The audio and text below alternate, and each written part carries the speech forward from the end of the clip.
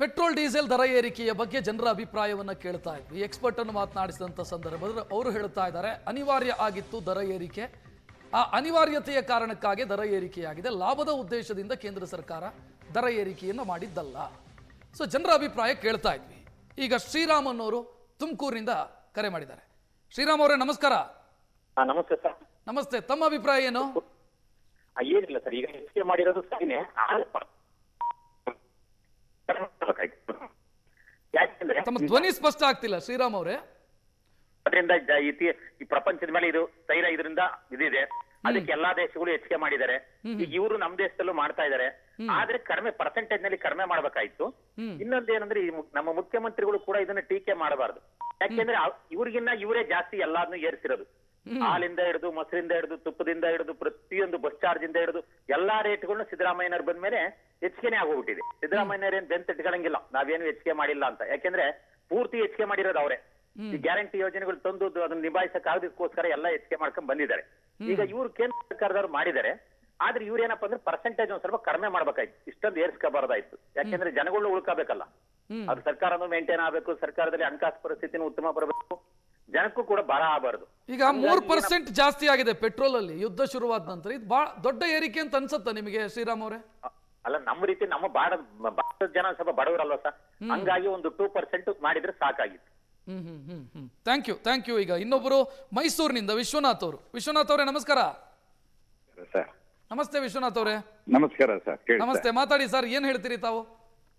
ಏನಿಲ್ಲ, ಹೇಳೋದು ಏನಿಲ್ಲ. ರುದ್ರಮೂರ್ತಿ ಅವರು ಸ್ಫುಟವಾಗಿ ಕಾಮನ್ ಮ್ಯಾನ್ಗೆ ಅರ್ಥವಾಗುವಂಗೆ ಪರ್ಫೆಕ್ಟ್ ಆಗಿ ಹೇಳಿದ್ದಾರೆ.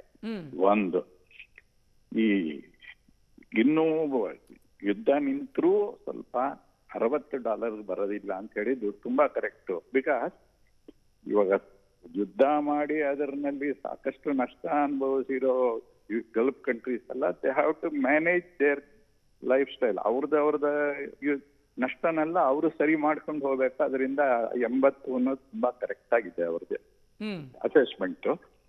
ಅದೇ ರೀತಿ ₹3 ಒಂದು ಜಾಸ್ತಿ ಅನ್ನೋದಾಗಿದ್ರೆ ಸ್ಟೇಟ್ ಗವರ್ಮೆಂಟ್ ₹31 ತಗೋತಿರೋದ್ರಲ್ಲಿ ₹3 ಕಮ್ಮಿ ಮಾಡ್ಲಿ ಸಾಕು. ₹3 ಜಾಸ್ತಿ ಅಂತ ಹೇಳೋ ಟೀಕೆ ಮಾಡೋ ರಾಜಕಾರಣಿಗಳು ಇವ್ರು ಜಾಸ್ತಿ ಮಾಡಿದ ₹3 ಬಿಟ್ಕೊಡ್ಲಿ ಅಂತ ಹೇಳ್ತೀರಿ? ಇವರು ಒಂದು ₹3 ಬಿಟ್ಕೊಡ್ಲಿ, ಜನಸಾಮಾನ್ಯ ಹೊರೆ ಆಗ್ತಿದೆ ಹೌದು ಅಂತ ಅವರ ಮನಸ್ಸಾಕ್ಷಿ ಹೇಳುತ್ತೆ. ಅದು ವಿರೋಧ ಮಾಡೋದಕ್ ಮಾಡ್ತಿದ್ದಾರೆ ಅಷ್ಟೇ ಹೊರತುವೆ ಅವ್ರೊಂದು ₹3 ಬಿಟ್ಕೊಡ್ಲಿ, ಜನಸಾಮಾನ್ಯನ್ ಹೊರೆ ಆಗೋಗಿದೆ ಅಂತ ಸಿಲಿಂಡರ್ ತಲೆ ಮೇಲೆ ಹೊತ್ಕೊಂಡು ಗಾಡಿ ಎತ್ತಿನ ಗಾಡಿ ಹೊಡ್ಕೊಂಡು ಹೋಗೋದಲ್ಲ, ಗಾಡಿ ರೂಪಕ್ಕೆ ತರ್ಲಿ ಅವರುವೆ. ಒಂದ್ ₹3 ಕಮ್ಮಿ ಮಾಡ್ಲಿ, ಜನಸಾಮಾನ್ಯ ಹೊರೆ ತಗ್ಗಿಸ್ಲಿ. ಕಾಮೆಂಟ್ ಮಾಡಕ್ ಮುಂಚೆ we should be role model to others. Yes, ಅರ್ಥ ಆಯ್ತು ವಿಶ್ವನಾಥ್ ಅವರೇ. ಈಗ ಮತ್ತೊಬ್ರು ಕಾಲರ್ ಹರ್ಷ ಬೆಂಗಳೂರಿಂದ. ಹರ್ಷ ಅವರೇ ನಮಸ್ಕಾರ. ನಮಸ್ಕಾರ ಸರ್. ನಮಸ್ತೆ, ತಮ್ಮ ಒಪಿನಿಯನ್ ಏನು? ಸರ್, ಇದು ಇವ್ರು ಜಾಸ್ತಿ ಮಾಡಿದಾರಲ್ಲ, ಆಕ್ಚುಲಿ ಪ್ರಾಬ್ಲಮ್ ಸರ್. ಏನಕ್ಕೆ ನೀವು ಬೇರೆ ದೇಶಕ್ಕೆ ಕಂಪೇರ್ ಮಾಡ್ಬೋದು, ನೀವು ಬೇರೆ ದೇಶದಲ್ಲಿ ಜಾಸ್ತಿ ಮಾಡಿದ್ದಾರೆ ತುಪ್ಪ, ಇದಕ್ಕಿಂತ ಜಾಸ್ತಿ ಮಾಡಿ ಅಂತ. ಬಟ್ ಇವ್ರು 3 ತಿಂಗಳು ಮುಂಚೆ ಗೊತ್ತಾಗಿತ್ತಲ್ವಾ ಸರ್, ಜಾಸ್ತಿ ಆಗ್ತಾ ಇದೆ, ಈ ತರ ಪ್ರಾಬ್ಲಮ್ ಇದೆ, ವಾರ ಆಗ್ತಾ ಇದೆ ಅಂತ. ಅವಾಗ್ಲಿಂದ ಏನಕ್ಕೆ ಜಾಸ್ತಿ ಮಾಡ್ಕೊಂಡ್ ಬಂದಿಲ್ಲ? ಅಟ್ಲೀಸ್ಟ್ ಅವಾಗಿಂದ 50 ಪೈಸಾ 60 ಪೈಸಾ ಈ ತರ ಜಾಸ್ತಿ ಮಾಡ್ಕೊಂಡ್ ಬಂದಿದ್ರೆ ಜನಸಾಮಾನ್ಯರಿಗೆ ಅಷ್ಟು ಆಗ್ತಾ ಇರ್ಲಿಲ್ಲ. ಹೇಳ್ಬೋದು ನೀವು ₹3 ದೊಡ್ಡ ಅಮೌಂಟ್ ಅಲ್ಲ ಅಂತ, ಬಟ್ ಪ್ರತಿದಿನ ಓಡಾಡೋರಿಗೆ ಈಗ ಸ್ಯಾಲರಿ ಮಾತ್ರ ಹೈಕ್ ಆಗಲ್ಲ, ಇದು ಮಾತ್ರ ಜಾಸ್ತಿ ಆಗ್ತಿದೆ. ಆಕ್ಚುಯಲ್ ಪ್ರೈಸ್ ಬಂದು ₹56 ಏನೋ ಸಮಥಿಂಗ್ ಇದೆ ಸರ್. ಸೆಂಟ್ರಲ್ ಟ್ಯಾಕ್ಸ್ ಮತ್ತೆ ಸ್ಟೇಟ್ ಟ್ಯಾಕ್ಸ್ ಜಾಸ್ತಿ ಇದೆ, ಅದನ್ನು ಕಡಿಮೆ ಮಾಡಬಹುದಾಗಿತ್ತಲ್ಲ. ಇದ್ರ ಮೇಲೆ ಹೊರೆ ಹಾಕಿದ್ರ ಬದಲು ಜನಸಾಮಾನ್ಯರ ಮೇಲೆ ಹೊರೆ ಹಾಕೋದು. ಈಗ ಸೆಂಟ್ರಲ್ ₹10 ಟ್ಯಾಕ್ಸ್ ಅನ್ನ ಬಿಟ್ಟು ಕೊಟ್ಟಿದೆ, ತೈಲ ಕಂಪನಿಗಳಿಗೆ ಬಿಟ್ಟು ಕೊಟ್ಟಿದೆ ಅದನ್ನ ₹10. ಅಂದ್ರೆ ಜನರಿಗಲ್ಲ, ತೈಲ ಕಂಪನಿಗಳು ಜಾಸ್ತಿ ಮಾಡಬಾರ್ದು ಅನ್ನೋ ಕಾರಣಕ್ಕಾಗಿ ₹10 ಕಟ್ ಮಾಡಿದ್ರು ಅವರು. ಬಟ್ ₹10 ಕಟ್ ಮಾಡಿದ್ರು ಇಲ್ಲಿ ಜಾಸ್ತಿ ಆಗಿದ್ದಿಲ್ಲ ಸರ್. ನಮ್ ಜನಸಾಮಾನ್ಯರ ಮೇಲೆ ಅಲ್ಟಿಮೇಟ್ಲಿ ಹೊರೆ ಬೀಳ್ತಾ ಇರೋದು ಹೊರತು ಇದರಿಂದ ರಾಜ್ಯಕ್ಕೇನು ಇದ್ ಮಾಡ್ತಾ ಇಲ್ಲ. ಏನು ಪ್ರಾಬ್ಲಮ್ ಬರೀ ಜನಸಾಮಾನ್ಯರಿಗೆ ಪ್ರಾಬ್ಲಮ್ ಆಗ್ತಾ ಇರೋದು ಅವ್ರು ಏನೇ ಮಾಡಿದ್ರು. 3 ತಿಂಗಳು ಮುಂಚೆ ಗೊತ್ತಾದಾಗ ಅಟ್ಲೀಸ್ಟ್ 50 ಪೈಸಾ 60 ಪೈಸಾ ಈ ತರ ಜಾಸ್ತಿ ಮಾಡ್ಕೊಂಡ್ ಬಂದಿದ್ರು. ಅಟ್ ಎ ಟೈಮ್ ನಮಗೆ ಹೊರೆ ಬೀಳ್ತಾ ಇರ್ಲಿಲ್ಲ. ಹಂತವಾಗಿ ಜಾಸ್ತಿ ಮಾಡಬೇಕಿತ್ತು, ಒಮ್ಮೆಲೆ ಜಾಸ್ತಿ ಮಾಡಿದ್ ಪ್ರಾಬ್ಲಮ್ ಆಗ್ತಿದೆ ಅಂತ ಹೇಳುತ್ತಾವ್. ಥ್ಯಾಂಕ್ ಯು ಹರ್ಷ ಅವರೇ. ಈಗ ಮತ್ತೊಬ್ಬರು ಕಾಲರ್ ಬಳ್ಳಾರಿಯಿಂದ ಮಂಜುನಾಥ್ ಅವರು. ನಮಸ್ತೆ ಮಂಜುನಾಥ್ ಅವರೇ. ಸರ್ ನಮಸ್ತೆ. ಸರ್ ನಮಸ್ತೆ, ಮಾತಾಡಿ ಸರ್. ಸರ್, ಇದು ಬೆಲೆ ಜಾಸ್ತಿ ಅಂತ ಹೇಳ್ತಾ ಇದ್ದಾರೆ ಡೀಸೆಲ್ ಅವರು. ಸರ್, ಡೀಸೆಲ್ ಹೆಚ್ಚಳ ಆಗಿರೋದು ಮತ್ತು ಪೆಟ್ರೋಲ್ ಹೆಚ್ಚಳ ಆಗಿರೋದು ನಿನ್ನೆ ಅಥವಾ ಮೊನ್ನೆಯಿಂದ, ಹೌದಾ? ಅದಕ್ಕಿಂತ ಮುಂಚಿತವಾಗಿಯೇ 1 ವಾರ ಮುಂಚಿತವಾಗಿಯೇ ನಮ್ಮ ರಾಜ್ಯ ಸರ್ಕಾರದವರು ಎಲ್ಲ ಎಣ್ಣೆ, ಕುಡಿಯುವ ಎಣ್ಣೆ ಅಂದ್ರೆ ಮದ್ಯಪಾನದ 90ಗೆ 15 ರೂಪಾಯಿ ಮತ್ತು 25 ರೂಪಾಯಿಗಳನ್ನ ಜಾಸ್ತಿ ಮಾಡಿದ್ದಾರೆ. ಸೊ ನಾವು ಲೀಟ್ರಿಗೆ ಅಲ್ಲಿ ನಮ್ಮಲ್ಲಿ ಡೀಸೆಲ್ ಆಗ್ಲಿ ಪೆಟ್ರೋಲ್ ಆಗ್ಲಿ ಯಾವ್ದನ್ನು ನಾವು ಇಲ್ಲಿ ಸಿಗಲ್ಲ. ನಮ್ ದೇಶದಲ್ಲಿ ಅದೇನ್ ಸಿಗೋದಾ? ಇಲ್ಲ, ಬೇರೆ ದೇಶದಿಂದ ಸಿಗೋದು. ಅಲ್ಲಿ ಯುದ್ಧ ನಡೀತಾ ಇದೆ. ಯುದ್ಧ ನಡೆಯುವಾಗ ಅಲ್ಲಿಂದ ಬರ್ತಾ ಇರ್ಲಿಕ್ಕೆ ಹೆಚ್ಚಳ ಆಗ್ತಾ ಇದೆ. ಅದು ಇವತ್ತು ನಾಳೆ ಅಥವಾ ನಾವು ಒಂದ್ ಸ್ವಲ್ಪ ಬಟ್ ನೀವು ಮದ್ಯವನ್ನ ಪೆಟ್ರೋಲ್ ಜೊತೆ ಕಂಪೇರ್ ಮಾಡಿದ್ರೆ ಹೆಂಗೆ ಮಂಜುನಾಥ್ ಅವರೇ? ಮದ್ಯ ಕುಡಿಯೋದಿದ್ರು ಬದುಕಬಹುದು, ಪೆಟ್ರೋಲ್ ಡೀಸೆಲ್ ಹಾಕದಿದ್ರೆ ನಮಗೆ ಜೀವನ ಹೋಗ್ಬೇಕು ತಾನೆ. ನಾನು ಅದ್ರ ಬಗ್ಗೆನೇ ಹೇಳ್ತಾ ಇರೋದು ಸರ್. ಇವ್ರು ಇಲ್ಲಿ ಹೆಚ್ಚಳ ಮಾಡ್ಕೊ ಕೂತಿದ್ದಾರೆ, ಇದ್ರ ಬಗ್ಗೆ ಯಾರು ಮಾತಾಡ್ತಾ ಇಲ್ಲ. ಎಲ್ರು ಕೂಡ ಕಾರಲ್ಲೇ ಓಡಾಡ್ತೀವ, ಎಲ್ರು ಕೂಡ ಬಸ್ಸಲ್ಲೇ ಓಡಾಡ್ತೀವ? ಇಲ್ವಲ್ಲ.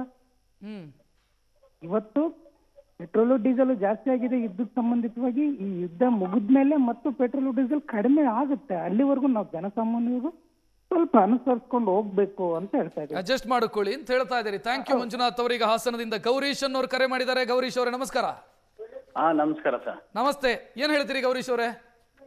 ಸರ್, ಇದು ಯುದ್ಧ ಆಗ್ತಾ ಇರೋದ್ರಿಂದ ಮಾಡಿದ್ದಾರೆ ಸರ್. ಅದು ಕೆಟ್ಟಿದೆ, ಏನು ಮಾಡಕ್ಕಾಗಲ್ಲ, ಸಂದರ್ಭ ಹಂಗಿದೆ.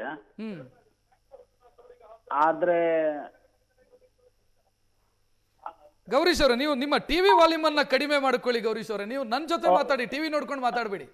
ಆಯ್ತು ಹೇಳಿ ಸರ್. ಎಸ್ ಹೇಳಿ. ಈಗ ಸರ್ ಅದೇ ಈಗ ಯುದ್ಧ ನಡೀತಾ ಇದೆಯಲ್ಲ ಸರ್, ಆದ್ರಿಂದ ಜಾಸ್ತಿ ಆಗಿದೆ ಸರ್, ಅನಿವಾರ್ಯವಾಗಿ ಆಗಿದೆ. ಆದ್ರೆ ಮಾಡಿದೆ ಸರ್, ಮಾಡಿದೆ. ಮಾತಾಡಿ ಸರ್. ಯುದ್ಧ ಆಗ್ತಾ ಇದೆಯಲ್ಲ ಸರ್, ಅದರಿಂದ ಬೆಲೆ ಏರಿಕೆ ಆಗಿದೆ. ಮುಂದೆ ಯುದ್ಧ ಮುಗಿದ್ಮೇಲೆ ಕಡಿಮೆ ಮಾಡ್ಬೋದು, ಅದೇ ಕಂಟಿನ್ಯೂ ಆಗ್ಬೋದು, ಹೇಳಕ್ ಆಗೋದಿಲ್ಲ.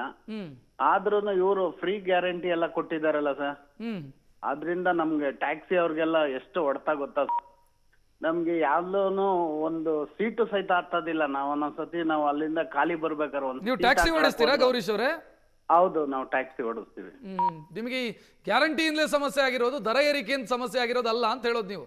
ಹೌದು, ಗ್ಯಾರಂಟಿಯಿಂದಾನೇ ಅರ್ಧ ಹೊಡ್ತಾ ಬಿದ್ದಿರೋದು. ಈ ಫ್ರೀ ಗ್ಯಾರಂಟಿ ಬಿಟ್ಟಿದ್ದಾರೆ, ಏನು ಪ್ರಯೋಜನ ಇಲ್ಲ. ಅದು ಅದ್ರಿಂದ ಏನು ಇದು ಇಲ್ಲ, ಅದು ಸಮಸ್ಯೆನೇ ಜಾಸ್ತಿ ಆಗೋಯ್ತದು. ಎಸ್, ಥ್ಯಾಂಕ್ ಯು ಗೌರೀಶ್ ಅವರೇ. ಈಗ ರಾಜ್ಕುಮಾರ್ ಚಿಕ್ಕನಾಯಕನಹಳ್ಳಿಯಿಂದ. ರಾಜ್ಕುಮಾರ್ ಅವರೇ ನಮಸ್ಕಾರ. ಹಲೋ ಸರ್, ನಮಸ್ಕಾರ. ನಮಸ್ತೆ. ಏನ್ ಹೇಳ್ತೀರಿ ಸರ್? ಸರ್, ನನ್ನ ಒಪಿನಿಯನ್ ಏನಂದ್ರೆ ಸರ್, ಈ ತರ ಬೆಲೆ ಏರಿಕೆ ಮಧ್ಯಮ ವರ್ಗದವ್ರ ಮೇಲೆ ತುಂಬಾ ಹೊಡೆತ ಬೀಳ್ತೈತೆ ಸರ್. ಆಮೇಲೆ ಇಲ್ಲಿವರೆಗೂ ಏನ್ ತೋರಿಸ್ತಾ ಇದ್ರು ಟಿವಿಲಿ, ಅಂದ್ರೆ ನಾನ್ ಸುವರ್ಣ ನ್ಯೂಸ್ ನೋಡ್ತಾ ಇರ್ಬೇಕಾರೆ ಅಮೆರಿಕಾ ಮತ್ತೆ ಡೆವಲಪ್ಡ್ ನೇಷನ್ಸ್ ಅಲ್ಲೆಲ್ಲ ಜಾಸ್ತಿ ಪರ್ಸೆಂಟೇಜು ಪೆಟ್ರೋಲ್ದು ಜಾಸ್ತಿ ಆಗಿದೆ ಅಂತ, ಆದ್ರೆ ಇಂಡಿಯಾದಲ್ಲಿ ಕಮ್ಮಿ ಆಗ್ತಿದೆ ಅಂತ. ಸರ್, ಪರ್ಸೆಂಟೇಜ್ ಲೆಕ್ಕ ಹಾಕೊಂಡು ಹೋದ್ರೆ ಇವ್ರು ಆಲೆ 100 ರೂಪಾಯಿ ಐತೆ, ಹಂಗಾಗಿ ಅಲ್ಲಿ ಕಮ್ಮಿ ಇರುತ್ತೆ. ಇವಾಗ 30 ರೂಪಾಯಿ ಇದ್ದಿದ್ದು ನಾವು 3 ರೂಪಾಯಿ ಜಾಸ್ತಿ ಮಾಡಿದ್ರೆ 10% ಇನ್ಕ್ರೀಸ್ ಅಂತ ಅನ್ಕೋತೀವಿ. ಅದೇ 100 ರೂಪಾಯಿ ಇರೋದನ್ನ 3 ರೂಪಾಯಿ ಇನ್ಕ್ರೀಸ್ ಮಾಡಿದ್ರೆ ನೀವು 3% ಇನ್ಕ್ರೀಸ್ ಅಂತ ತೋರಿಸ್ತಾ ಇದ್ರೆ ಸರ್. ಸೊ ಈ ಪರ್ಸೆಂಟೇಜ್ ತುಂಬಾ ವ್ಯಾಲ್ಯೂ ಆಗುತ್ತೆ. ಆಮೇಲೆ ಸ್ಟೇಟ್ ಗವರ್ನಮೆಂಟ್ ಅವರು ಕಮ್ಮಿ ಮಾಡ್ಬೋದು ಅಂತ ಹೇಳ್ತಾ ಇದ್ದೀರಾ. ಸ್ಟೇಟ್ ಗವರ್ನಮೆಂಟ್ ಹತ್ರ ಇರೋದೇ ತುಂಬಾ ಕಮ್ಮಿ ಟ್ಯಾಕ್ಸ್ ಹಾಕಕ್ಕೋಸ್ಕರ. ರಿಸೋರ್ಸ್ ಕಡಿಮೆ ಇದೆ. ಹೌದು, ಪೆಟ್ರೋಲ್ ಇಂದಲೇ ಬರಬೇಕು. ಡೀಸೆಲ್ ಮತ್ತೆ ಟೊಬ್ಯಾಕೋ ಮತ್ತೆ ಮದ್ಯಪಾನ ಅವ್ರ ಅದ್ರ ಮೇಲೆ ಹಾಕಬೇಕು. ಎಲ್ಲ GST ಇನ್ಕ್ಲೂಡ್ ಮಾಡಿದ್ರು. ಫೈನಾನ್ಸ್ ಕಮಿಷನ್ ಕೊಡೋದು 41% ಡೆವಲ್ಯೂಷನ್, ಹಾರಿಜೆಂಟಲ್ ಡೆವಲ್ಯೂಷನ್ ಕೂಡ ಕಮ್ಮಿ ಆಗೈತೆ. ಹಂಗಾಗಿ ಅವ್ರು ಹಾಕ್ಲೇಬೇಕು, ಇರೋದನ್ನ ಟ್ಯಾಕ್ಸ್ ನ ಅವ್ರು ಮಾಡ್ಕೊಂಡ್ಲೇಬೇಕು. ಅದೇ ಸೆಂಟ್ರಲ್ ಗವರ್ಮೆಂಟ್ ಹತ್ರ ಟ್ಯಾಕ್ಸ್ ಬ್ರಾಕೆಟ್ ತುಂಬಾ ಜಾಸ್ತಿ ಐತೆ. ಅವ್ರು ತುಂಬಾ ಏನೋ ವೆರೈಟಿ ಆಫ್ ಕಮಾಡಿಟೀಸ್ ಮೇಲೆ ಟ್ಯಾಕ್ಸ್ ನ ಹಾಕ್ಬೋದು. ಆದ್ರೆ ಇಲ್ಲಿವರೆಗೂ ಮಾಡ್ಕೊಂಡಿರೋ ದುಡ್ಡಲ್ಲಿ ಜನಸಾಮಾನ್ಯರಿಗೆ ಹೆಲ್ಪ್ ಮಾಡದಲ್ಲ. ಅದಾದ್ಮೇಲೆ ಇವನ್ ಸ್ಟೇಟ್ ಗವರ್ನಮೆಂಟ್ ಏನೇ ಟ್ಯಾಕ್ಸ್ ಹಾಕಿದ್ರು ಅವರು ಜನರಿಗೆ ಡೈರೆಕ್ಟ್ ಬೆನಿಫಿಟ್ ಟ್ರಾನ್ಸ್ಫರ್ ಅಲ್ಲಿ ಇವನ್ ಎಲ್ಲ ಶಕ್ತಿ ಯೋಜನೆ ಯಾವ ಯೋಜನೆ ಜನರಿಗೆ ಡೈರೆಕ್ಟ್ ಆಗಿ ದುಡ್ಡು ಸಿಗ್ತಾ ಐತೆ. ಸೆಂಟ್ರಲ್ ಗವರ್ನಮೆಂಟ್ ಯಾವ್ದೇ ಅಂದ್ರೆ ಕಿಸಾನ್ ಸಮ್ಮಾನ್ ಯೋಜನಾ ಅಥವಾ ಇದು ಸೌರಶಕ್ತಿ ಯೋಜನಾ ಅವೆಲ್ಲ DBTನೇ ಬರ್ತಾ ಇದ್ರು.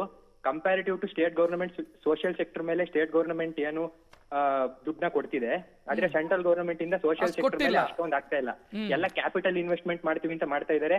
ಆದ್ರೆ ಬ್ರಿಡ್ಜ್ಗಳು ಎಲ್ಲ ಇವ್ರು ಮಾಡಿರೋ most of all capital investment ಗಳೆಲ್ಲ ಬ್ರಿಡ್ಜ್ ಬಿದೋಗ್ತಾ ಐತೆ. ಆಮೇಲೆ ಇವನ್ ಮ್ಯಾಂಗ್ರೋವ್ ಫಾರೆಸ್ಟ್ ನ ಡಿಫಾರೆಸ್ಟೇಷನ್ ಮಾಡ್ತಾವ್ರೆ. ಹಂಗಾಗಿ ಸರ್, ಸೋಷಿಯಲ್ ಸೆಕ್ಟರ್ ಮೇಲೆ ಇನ್ವೆಸ್ಟ್ ಮಾಡ್ತಾ ಇರೋದ್ರಿಂದ ಸ್ಟೇಟ್ ಗವರ್ನಮೆಂಟ್ ಇವರು ಮಾಡಿದ್ರೆ ನಾನೇನ್ ಒಪ್ಕತಾ ಇಲ್ಲ. ನನ್ಗೂ ಗೊತ್ತು ಇವರು ಟ್ಯಾಕ್ಸ್ ಹಾಕ್ತವ್ರೆ, ಇವರು ಸ್ಟೇಟ್ ಗವರ್ನಮೆಂಟ್ ಹೆಸರಲ್ಲೂ ದುಡ್ಡು ಮಾಡ್ಕತಾವ್ರೆ ಅಂತ ಸರ್. ಆದ್ರೆ ಕಂಪ್ಯಾರಿಟಿವ್ಲಿ ಇವರು ಸೊ ಜವಾಬ್ದಾರಿ ಅವ್ರಿಗೆ ಜಾಸ್ತಿ ಇದೆ ಅಂತ ಹೇಳೋದು ನೀವು, ಅವ್ರಿಗೆ ಜಾಸ್ತಿ ಇದೆ ಜವಾಬ್ದಾರಿ. ಅವ್ರ ಟ್ಯಾಕ್ಸ್ ಬ್ರಾಕೆಟ್ ಜಾಸ್ತಿ ಇದೆ, ಅವ್ರು ಬೇರೆದ್ರ ಮೇಲೆ ಮಾಡ್ಕೋಬಹುದು. ಕಾರ್ಪೊರೇಟ್ ಟ್ಯಾಕ್ಸ್ ನ ಜಾಸ್ತಿ ಮಾಡಕ್ಕೆ ಹೇಳಿ, ಅವ್ರು ದುಡ್ಡು ಮಾಡ್ಕೊತಾ ಇದಾರೆ ತಾನೆ. ಎಲ್ಲ ದೊಡ್ಡ ಅರ್ಥ ಆಯ್ತು ಸರ್, ನೀವು ಹೇಳಿದ್ ನನಗೆ ಅರ್ಥ ಆಯ್ತು. ಈಗ ಮತ್ತೊಬ್ರು ಕಾಲರ್.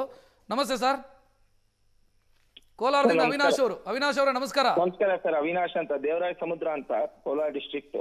ಗೊತ್ತಾಯ್ತು ಸರ್, ಮಾತಾಡಿ ಸರ್, ಏನ್ ಹೇಳ್ತೀರಿ?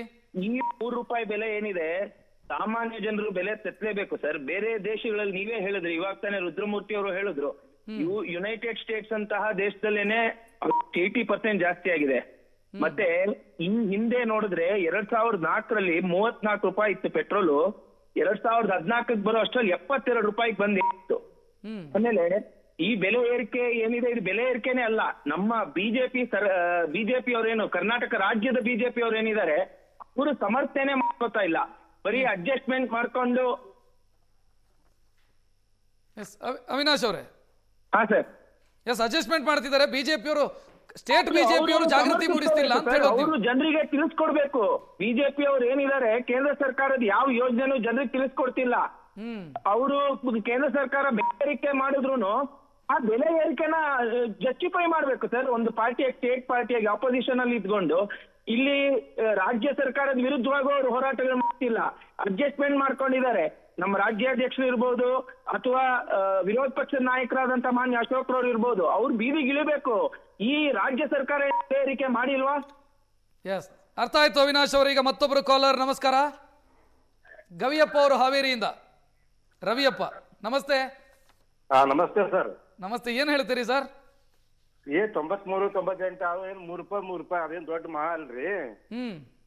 ಅದೇನ ಮತ್ತೀಗ ಹೊರಗೆ ಯುದ್ಧ ನಡೆದೈತಿ, ಏನ್ ಮಾಡಕ್ ಹೇಳಿದ್ರಿ ಅದು ನಾವು ನೋಡ್ರಿ ತಿಳ್ಕೊಂಡ್ ಮಾತಾಡ್ಬೇಕು. ಯಾವಾಗ್ಲಿ ತಿಳಿಯದೆ ಮಾತಾಡಿದ್ರ ನಾವು ತಪ್ಪಾಗತಿ. ಆದ್ರೆ ₹3 ಜಾಸ್ತಿ ಆಗಿರೋದು ದೊಡ್ಡ ವಿಚಾರ ಅಲ್ಲ, ಅನಿವಾರ್ಯ ಆಗಿತ್ತು ಅಂತ ಹೇಳೋದ ಅಂತಾವು. ಅನಿವಾರ್ಯ ಏನ್ ಮಾಡಕ್ ಆಗಲ್ರಿ. ಯಾವ್ದ ಏನ್ರ ಕಾಂಗ್ರೆಸ್ ಗೌರ್ಮೆಂಟ್ ಇದ್ರೆ ₹150 ಆಗಿತ್ತು. ಇನ್ನು ಮೋದಿ ಅವರು 28 ದಿವಸ ನೋಡಿದ್ರೆ ಎಲ್ಲೆಲ್ಲೋ ಅವನ್ನ ಹಡಗು ಪಡಗು ತಗೊಂಡ್ ಬಂದು ಯಾ ನಮ್ನಿ ಮಾಡಿದ್ರಿ ಪಾಪ. ಇವ್ರಾಗಿದ್ರ ₹150 ನಾವೇನ್ ಮಾಡಕ್ ಆಗಲ್ಲ. ಹೊರಗೆ ಯುದ್ಧ ನಡೆದೈತಿ ಅಂದ್ 1 to 2 ಮಾಡ್ತಿದ್ರಿ. ಇವ್ರು ಗ್ಯಾರಂಟಿ ಮಾಡ್ಯಾರಲ್ಲ, ಈಗ ಯಾರಿಗೆ ರೊಕ್ಕ ಬರಲು ಏನಿಲ್ಲ 2,000. ಎಸ್, ಥ್ಯಾಂಕ್ ಯು ರವಿಯಪ್ಪ ಅವರೇ. ಈಗ ಮತ್ತೊಬ್ರು ಕಾಲರ್. ನಮಸ್ತೆ, ವೀರೇಶ್ ಅವರು ಬಳ್ಳಾರಿಯಿಂದ. ಸರ್ ನಮಸ್ತೆ ಸರ್. ನಮಸ್ತೆ ಸರ್, ಮಾತಾಡಿ ಸರ್. ಇದು ಇಂಧನ ಬಿಕ್ಕಟ್ಟು ಜಾಗತಿಕವಾಗಿರೋದ್ರಿಂದ ಮಾನ್ಯ ಮುಖ್ಯಮಂತ್ರಿಗಳಲ್ಲಿ ನಾವು ಒಂದು ಮನವಿ ಮಾಡ್ಕೊಳ್ತೀವಿ. ಈಗ ನಮ್ಮ ಮಾನ್ಯ ಪ್ರಧಾನಮಂತ್ರಿಗಳು ಸಾರ್ವಜನಿಕ ವಾಹನಗಳಲ್ಲಿ ಓಡಾಡ್ರಿ ಅಂತ ಹೇಳ್ತಿದ್ದಾರೆ. ಆದ್ರೆ ನಮ್ಮಲ್ಲಿ ಫ್ರೀ ಬಸ್ ಇರೋದ್ರಿಂದ ಹೆಚ್ಚಾಗಿ ಮಹಿಳೆಯರು ಓಡಾಡ್ತಿದ್ದಾರೆ. ಹಾಗಾಗಿ ಈ ಯುದ್ಧ ಮುಗಿಯವರೆಗೆ ಮಾನ್ಯ ಮುಖ್ಯಮಂತ್ರಿಗಳಲ್ಲಿ ಮನವಿ ಮಾಡ್ಕೊಳ್ತೀವಿ, ಈ ಯುದ್ಧ ಮುಗಿಯವರೆಗೆ ಈ ಫ್ರೀ ಬಸ್ ಅನ್ನ ಕ್ಯಾನ್ಸಲ್ ಮಾಡೋದು ಒಳ್ಳೇದು ಅಂತ. ಮುಗಿದ ಮೇಲೆ ಸರ್ ಅದ್ರ ಮೇಲೆ ಯಾಕೆ ಸಿಟ್ಟೀಗ?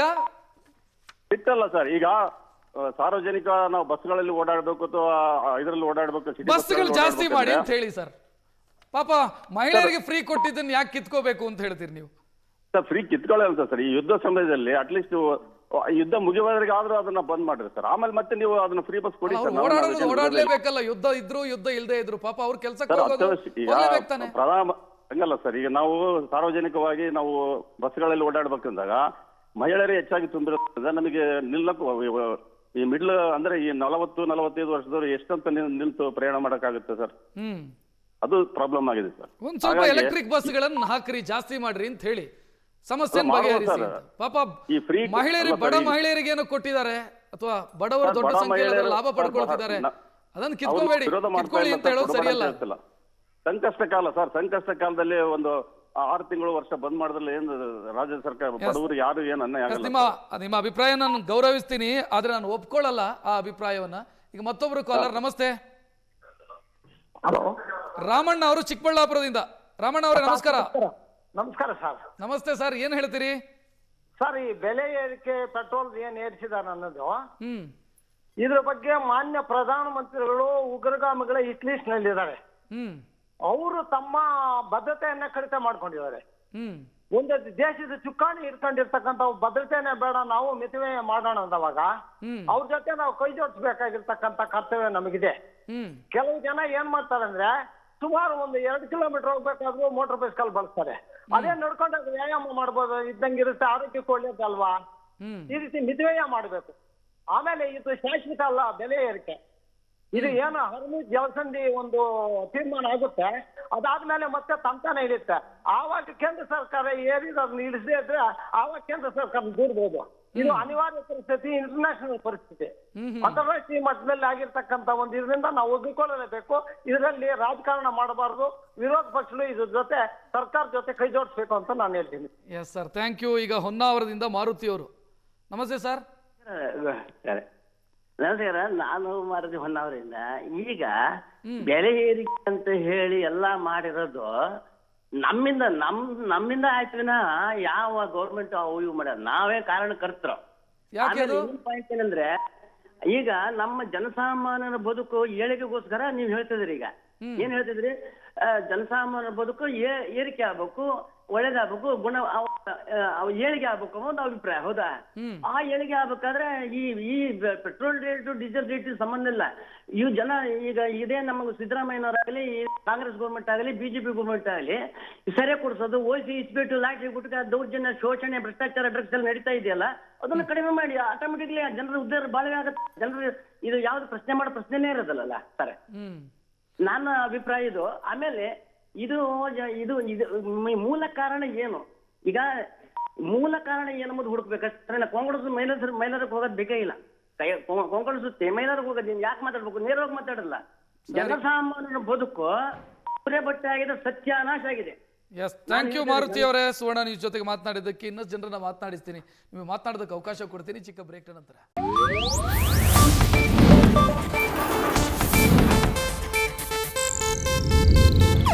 ಇದು ಏಷ್ಯಾನೆಟ್ ನ್ಯೂಸ್ ನೆಟ್ವರ್ಕ್ ಪ್ರಸ್ತುತಿ.